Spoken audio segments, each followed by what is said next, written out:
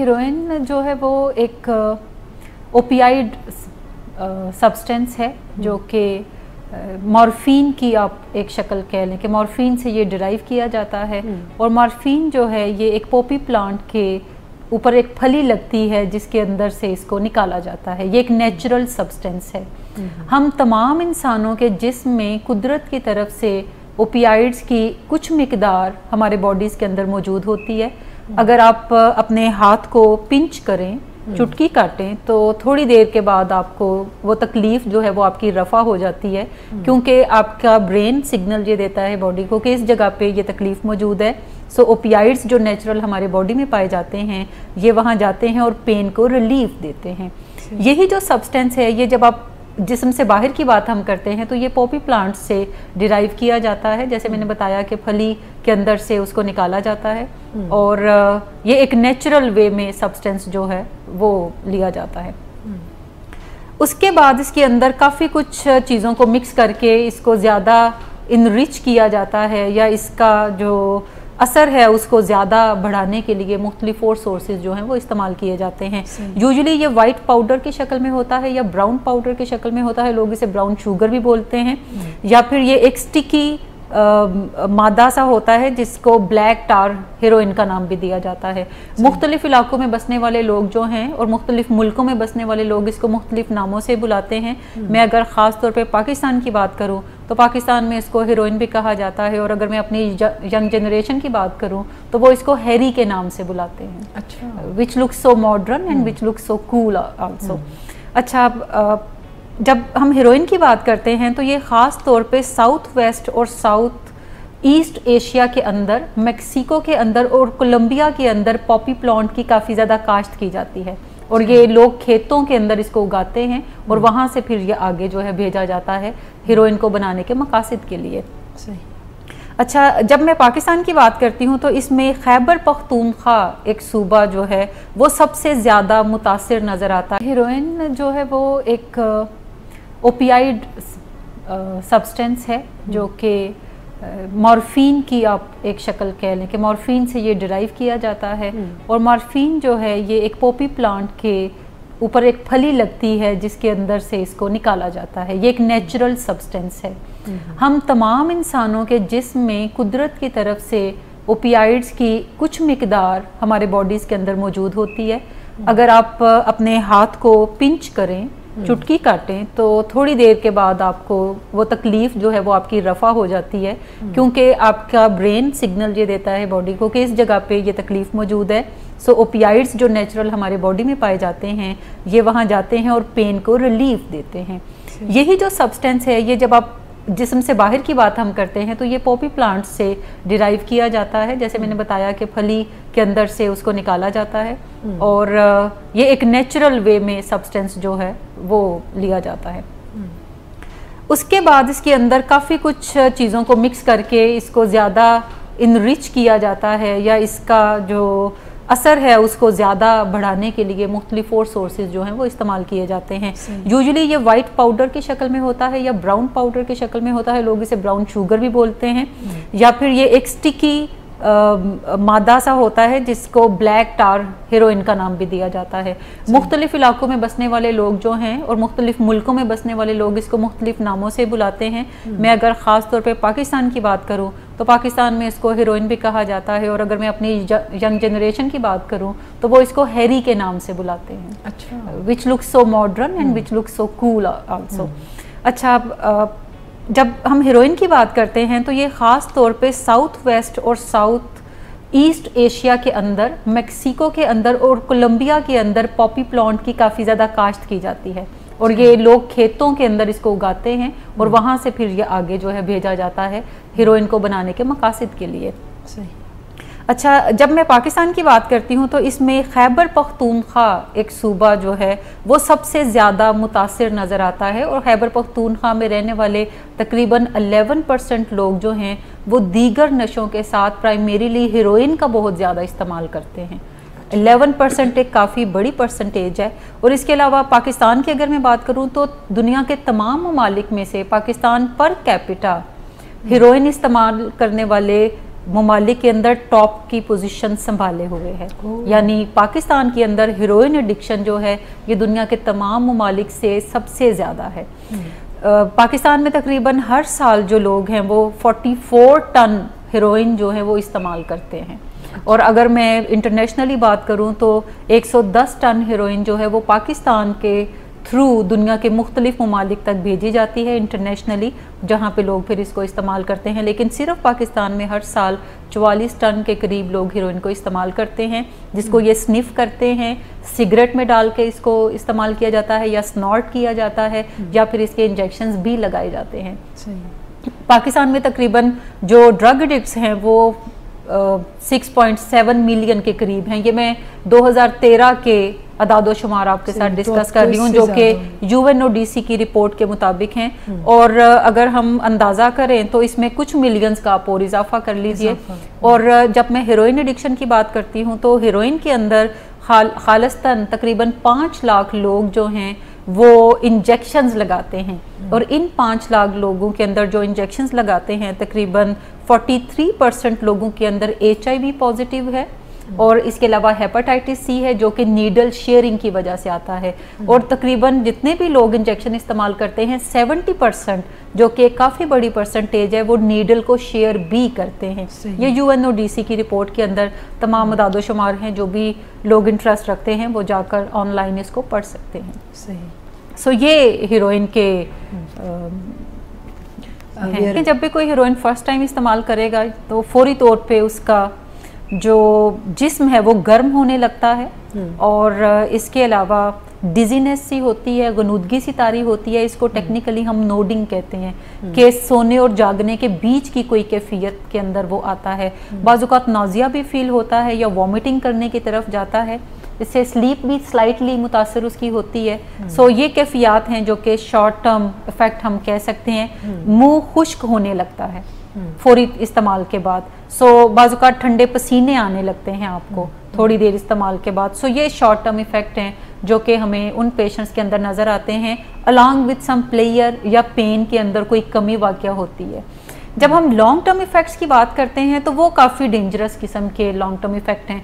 ख़ास तौर पे मैं बात करना चाहूँगी कि लॉन्ग टर्म इफेक्ट के अंदर जो हमारे दिल के इर्द गिर्द का हिस्सा है, जो हार्ट लाइनिंग है, वो काफ़ी मुतासिर होती है। इसके अलावा दिल के वॉल्व काफ़ी मुतासिर होते हैं और उनके अंदर इन्फेक्शंस क्रिएट हो जाती है लॉन्ग टर्म इस्तेमाल के बाद।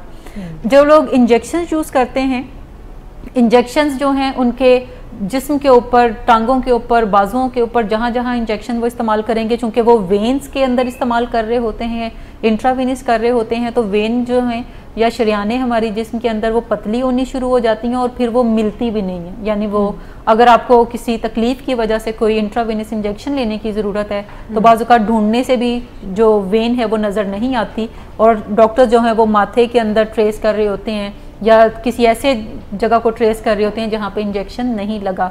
लेकिन जो इंजेक्शन लगाने वाले हैं उनकी कोशिश होती है कि जहाँ जहाँ मुमकिन है वो वहीं पे इंजेक्शन जो हैं वो लगाने की तरफ जाएं। और बाज़-औक़ात दोनों बाजुओं के ख़ास तौर पे ये हिस्से और टांगें जो हैं उनकी ना सिर्फ उन पे ज़ख्म के निशान होते हैं बल्कि ज़ख्म गले सड़े होते हैं, लेकिन उन्हें ये एहसास नहीं होता कि यहाँ पे कोई तकलीफ़ है, क्योंकि जो हीरोइन है वो आपकी तकलीफ़ आपको महसूस नहीं करने देती। सही। अच्छा, इसके अलावा इंसोम्निया काफ़ी ज़्यादा कॉमन है जो ऐसे लोगों में देखा जाता है जो थोड़े अरसे से या काफ़ी अरसे से हीरोइन इस्तेमाल करने की तरफ जाते हैं। हीरोइन आपके जिस्म को कमज़ोर भी करना शुरू कर देती है, आपकी स्किन की रंगत जो है वो पेल होती है। और ख़ास तौर पे मैं प्रोफेशनल्स की बात करूँगी या ऐसे लोगों की बात करूँगी जो कि जिनके घर में कोई ना कोई प्यारा जो है वो हीरोइन के नशे का शिकार है, तो वो फ़ौरन शक्ल से ही पहचान जाते हैं कि अच्छा ये कौन सा बच्चा ड्रग यूज़ कर रहा है, क्या ये हीरोइन इस्तेमाल कर रहा है या चर्स इस्तेमाल कर रहा है। क्योंकि शराब और चर्स जो है वो आपको जिस्मानी तौर पे कमज़ोर नहीं करती, लेकिन जो हीरोइन है वो आपको जिस्मानी तौर पे बहुत ज़्यादा कमज़ोर कर देती है। आपको भूख की जो तलब है वो कम से कम करने की तरफ जाती है। इसके अलावा जैसे मैंने बात की कि ज़ख्म आपके जिस्म पे होना शुरू हो जाते हैं जिसके अंदर गलना सड़ना शुरू हो जाएंगे और आपकी टांग जो है वो मुतासिर होती है। हीरोइन के अंदर जब इस्तेमाल करते हैं तो आजकल हीरोइन के अंदर दीगर नशों को ना सिर्फ इस्तेमाल किया जाता है बल्कि इसके अलावा शुगर उसके अंदर ऐड की जाती है, पाउडर्ड मिल्क ऐड किया जाता है, स्टार्च ऐड की जाती है। इसका मतलब है कि आप चाहे इसको स्नॉट करें या आप इसको इंजेक्शन के थ्रू लगाएं। आपकी ब्लड के अंदर पाउडर्ड मिल्क शामिल है, स्टार्च शामिल है, शुगर शामिल है, जो कि आपकी वेन्स को, जो ब्लड सप्लाई करती हैं आपके दिल को और आपके दिमाग को, आपकी वेन्स को बंद करना शुरू कर देता है, जिसकी वजह से मुनासिब मिकदार में खून की सप्लाई जो है ना आपके दिल तक पहुंचती है, ना आपके ब्रेन तक पहुंचती है। इसके अलावा हेरोइन का जो इस्तेमाल है कंटिन्यूस, वो आपके हार्ट रेट को भी शैलो रखता है और आपकी जो पल्स रेट है उसको भी वो शैलो रखता है। सो बाज़-औक़ात आपके ब्रेन को इनफ ऑक्सीजन नहीं पहुंच पाती। इसके अलावा लॉन्ग टर्म इफेक्ट में किडनीज का ख़राब हो जाना और आपकी जो लीवर है उसमें भी ख़राबी पैदा होना शुरू हो जाती है, क्योंकि जो हीरोइन का प्रोसेस है सारे का सारा वो लीवर और किडनी के अंदर जाकर होता है। इसका मतलब है कि वहाँ पे भी ये डैमेजेस क्रिएट करने की तरफ जाएगा। ब्रेन के अंदर काफ़ी ज़्यादा डैमेजेस हीरोइन जो है वो लॉन्ग टर्म इफेक्ट उसके क्रिएट करती है। जब जजमेंट इम्पेयर्ड हो जाती है, डिसीजन मेकिंग में प्रॉब्लम आने लगती हैं, और इसके अलावा ब्रेन के अंदर ख़ास तौर पर जो वाइट मैटर है वो कम होने की तरफ जाता है। और बाज़-औक़ात वो वाइट मैटर से मुराद आप यूँ अंडरस्टैंड कर लें कि जैसे हमारा ब्रेन कोई एक टाउन है और उसके अंदर किसी जगह पे हॉस्पिटल है, किसी जगह पे स्कूल है, किसी जगह पे मस्जिद है, किसी जगह पे रेजिडेंशियल एरिया है, और उन तमाम के बीचों बीच रोड्स बनी हुई हैं। सो वाइट मैटर जो है वो रोड्स की तरह का रोल प्ले हमारे ब्रेन में करता है, जो कि ग्रे मैटर से इंफॉर्मेशन को एक जगह से दूसरी जगह ट्रांसफ़र करता है। और अगर वाइट मैटर हमारे ब्रेन में कम हो जाता है हीरोइन की वजह से, तो इसका मतलब है बहुत सारी इंफॉर्मेशन जो एक जगह से दूसरी जगह ट्रांसपोर्ट होनी है वो इंफॉर्मेशन वक्त पे ट्रांसपोर्ट नहीं होंगी, या फिर वो इंफॉर्मेशन सीधे से ट्रांसपोर्टेशन की तरफ जाएंगी ही नहीं। इसी की वजह से आप सही डिसीजन नहीं बना सकेंगे। इसी की वजह से आपकी जजमेंट जो है वो भी ख़राब होती है। आपको सही गलत की पहचान जो है वो नहीं आपका ब्रेन करने की इजाज़त देता। बिहेवियर के ऊपर आपका कंट्रोल जो है वो काफ़ी ख़त्म हो जाता है। आप अपने इमोशंस को मैनेज करने में भी काफ़ी डिफ़िकल्टी महसूस करते हैं। सो ये लॉन्ग टर्म इफ़ेक्ट्स के अंदर काफ़ी सारी चीज़ें हैं जो कि हमें नुकसान दे। जब भी कोई ओवरडोज करता है तो उसकी चूँकि सांस जो है वो या तो स्टॉप हो जाती है या फिर आहिस्ता बहुत ज़्यादा हो जाती है, जिसका मतलब है कि उसके ब्रेन को इनफ ऑक्सीजन नहीं पहुंच रही जिसकी वजह से वो अलाइव रह सके। इसके अलावा एक तो उसमें डेथ का काफ़ी ज़्यादा ख़दशा होता है और डिपेंड करता है कि पीछे किसने कितना ड्रग यूज़ किया है। क्या वो इतना ज़्यादा है कि वो इस शैलो ब्रीदिंग की वजह से डेथ की तरफ जा सकता है क्योंकि ब्रेन को इनफ ऑक्सीजन नहीं पहुँच रही। सेकेंडली, अगर एक कंडीशन होती है जिसको मेडिकल में हाइपोक्सिया कहते हैं। हाइपोक्सिया के अंदर बाज़-औक़ात जब इनफ ऑक्सीजन नहीं पहुंचती ब्रेन को, कुछ मिकदार पहुंच रही है लेकिन जितनी रिक्वायर्ड है उतनी नहीं पहुंच रही, तो बाज़-औक़ात हमारे नर्वस सिस्टम के अंदर चेंजेस आते हैं जो कि परमानेंट होती हैं। कोमा में भी पेशेंट जा सकता है या कोई परमानेंट डैमेज भी उसको हो सकता है। फ़र्ज़ करें अगर कोई बच्चा है जो कि ओवरडोज जिसने किया और उसकी जान तो बच गई कुछ फौरी कोशिशें करने से, लेकिन वो कोमा में चला गया, काफ़ी साल उसमें ही रहा और फिर इवेंचुअली उसकी डेथ हुई। या फिर कोई ना कोई उसके ब्रेन डैमेज की वजह से किसी ना किसी बिहेवियर के अंदर परमानेंट चेंज आपको नज़र आएगा। जैसे अक्सर देखने में नज़र आता है जो हीरोइन एडिक्ट होते हैं, जो काफ़ी साल लेते हैं हीरोइन को, उनके बॉडी पोस्चर में कुछ ना कुछ चेंजेस ज़रूर आती हैं विच शोज़ के उनके ब्रेन के अंदर डैमेज है। जैसे एक कंधा झुका हुआ है, ये आपको बड़ा कॉमन उनके अंदर नज़र आएगा, या फिर कोई ना कोई फेस के वो टिक्स बनाते हुए नज़र आएंगे। सो ये बताता है कि पीछे कोई ना कोई ब्रेन डैमेज है जो कि परमानेंट नोयत का है, कि वो काफ़ी साल रिकवरी में रहने के बाद भी उनके वो चेंजेस जो हैं, जो नेगेटिव हैं, वो दोबारा रिवर्स नहीं हो सके। बहुत सारे चेंजेस रिवर्सेबल होते हैं जब हम ब्रेन डैमेज की बात करते हैं, लेकिन सारे के सारे रिवर्सेबल नहीं होते। कुछ परमानेंट डैमेजेस हैं जिसके साथ फिर पेशेंट को रहना ही सीखना होता है। और जितने भी लोग एडिक्शन के अंदर होते हैं उनमें से तकरीबन 20% की डेथ्स जो हैं वो पहले 5 साल में हो जाती हैं, क्योंकि देयर आर मेनी फैक्टर्स जो कि आपको डेथ की तरफ लेकर जाते हैं। Overdose is one of them, accidental deaths उसके अंदर होती हैं। इसके अलावा जब कोई नशे की हालत में होता है तो वो किसी को मारने की तरफ भी जा सकता है और वो अपनी जान भी लेने का उसमें रहता है, यानी उसमें सुसाइड का फैक्टर भी काफ़ी ज़्यादा इंपॉर्टेंट रोल बाज़-औक़ात प्ले करता है। So there are many factor जिसके थ्रू डेथ्स के चांस जो हैं वो एट रिस्क हैं। बिल्कुल हीरोइन इस्तेमाल करने वाले लोग जो हैं वो रिकवरी के अंदर जाते हैं और भरपूर रिकवरी को एंजॉय करते हैं, लेकिन उनकी रिकवरी की कामयाबी का तनासुब जो है उनसे कम उनकी फैमिली पे ज़्यादा डिपेंड करता है, क्योंकि शुरू में पेशेंट के अंदर डिनाइल चूँकि काफ़ी ज़्यादा होता है, इसके अलावा उसका ब्रेन डैमेज काफ़ी ज़्यादा सवेयर है, सो उससे आप अच्छे फैसलों की तवक्को नहीं कर सकते। लेकिन जो इर्द गिर्द रहने वाले लोग हैं, जो ज़्यादा हेल्दी माइंड रखते हैं, जिनके ब्रेन किसी भी नशे से अफेक्टेड नहीं है, वो ज़्यादा बेहतर फैसले अपने बच्चे के लिए कर सकते हैं। अगर फैमिली ये फैसला करती है कि उन्होंने अपने बच्चे को रिकवरी के अंदर, या कोई वाइफ ये फैसला करती है कि उसने अपने हस्बैंड को रिकवरी के अंदर रखना है, तो फिर वो उससे बातचीत करते हैं और उसको किसी ना किसी इलाज का हिस्सा बनाते हैं। हमेशा याद रखें, जब भी हम एडिक्शन की बात करते हैं तो आप अगर कहें कि उससे कोई वादा लेकर उसे छोड़ दिया जाए, उसे कोई कसम दिलाकर छोड़ दिया जाए, अगर उसने 2-4 दिन नहीं की तो समझ लिया जाए कि अब ये उसने छोड़ दी है, तो ये इलाज नहीं है। अगर आप किसी को प्रॉपर इलाज में से गुजारेंगे तो वो एक अच्छे तरीके से अपनी रिकवरी को ना सिर्फ अचीव करेगा बल्कि उसको एंजॉय करना भी सीखेगा। अगर आप घर पे उसे छुड़वाते हैं ज़बरदस्ती कोई ना कोई वादा देकर, तो चांसेस हैं कि आगे ज़िंदगी में चल के वो इस चीज़ की तरफ, वापसी की तरफ जाएगा, क्योंकि उसको नहीं पता कि वो इसकी बीमारी में मुब्तला है। अब ये चीज़ लाइफ टाइम उसके लिए अनहेल्दी है, अब वो इसको नहीं ले सकता, बल्कि ज़िंदगी में जब भी कोई मसला परेशानी आएगी तो उसका एक्सपीरियंस है कि जब मैं हेरोइन इस्तेमाल करता था तो फिर हर तरह के मसले परेशानियाँ मुझसे दूर भागते थे, जबकि वो उन्हें महसूस नहीं कर सकता था। सो किसी ना किसी इनडोर ट्रीटमेंट का उसको हिस्सा बनने की ज़रूरत होती है, या आउटडोर ट्रीटमेंट का हिस्सा बनने की ज़रूरत है। लेकिन ट्रीटमेंट में आने के बाद रिकवरी के जो इम्कानात हैं वो ज़्यादा बढ़ जाते हैं, और आप जब उसमें शामिल होते हैं बतौर फैमिली मेम्बर्स के, तो यकीनी तौर पे आप अपने बच्चे को एक बेहतर ज़िंदगी की तरफ लेकर जा सकते हैं। रिकवरी का जो प्रोसेस है ये लॉन्ग टर्म प्रोसेस है, जिसमें कामयाबी एंड पे नहीं मिलती, बल्कि कामयाबी थोड़ी थोड़ी आप साथ कशीद करना शुरू करते हैं, और थोड़ी थोड़ी कामयाबी को बिल्ड करते करते आप एक बेहतरीन ज़िंदगी अपने बच्चे के लिए गिफ्ट के तौर पर उसको दे सकते हैं और उसको रिक्लेम कर सकते हैं।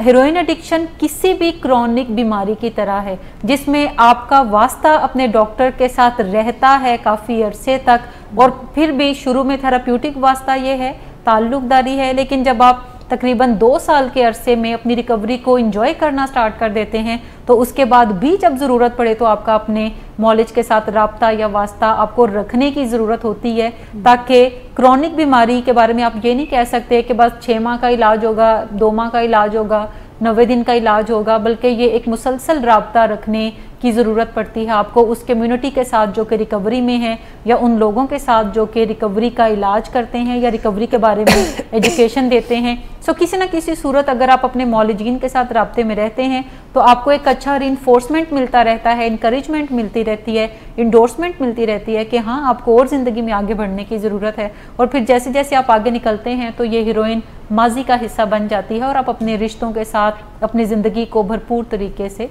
लेकर चलते हैं।